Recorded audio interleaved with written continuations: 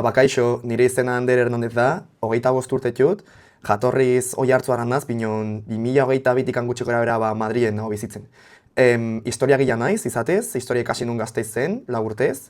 Bueno, horietako bat Kadizen pasa nun, bero asko pasata, eta gero Madri etorri nintzen master bat itea, master en Historia Antigua y Ciencias en la Antigüedad, Complutense eta Autonoman egindako master bat, kuatrio bat unibertsitate bakoitzean, eta geroztikan Madrien gatu nintzen lanean turismo alorrian.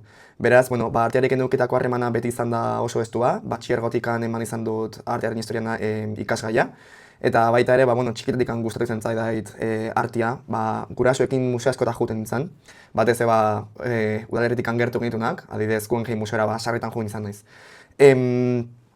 Gero karreran hainbait ikasgai eman ditun artearekin zerikusia zutenak, Kadizen ere lan ditun zenbait ikasgai, eta gero masterrean batez ere antzinaroko artelan desente ikasi nituen, edo aztertu nituen, zen ere espezialitatea antzinako Grezia izan zen.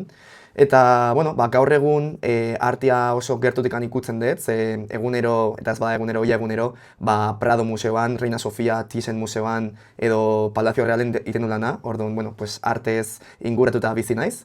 Eta batez ere gehien gustatzen zaidan arte mota arte klasikoa da, edo baita adibidez aro modernoko artea. Batez ere Espainiar artistak Velázquez eta Goya ditut, idolatradísimos. Orduan, hori da pixkat nire esperientzia artearekin, orain nire lanagatikan desente dakita artearen inguruan, liburu asko irakurri behar izan ditut turrak egin alizateko, eta momentuz mundu guztia oso pozik dago nire azalpenekin. Aztu zait esatea zergatikan gustoko ditudan aro modernoko artelanak, aro modernokoak eta erdiarokoak batez ere, eta bada pixkat teknika espeziala bat dagoelako atzean eta baita historia bat.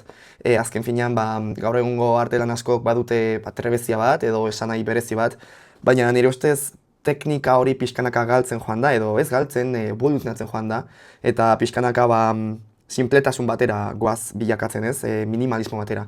Eta niri lo barroko, el rokoko me encanta. Orduan horregatik gustoko dut garai hartako artea bereziki.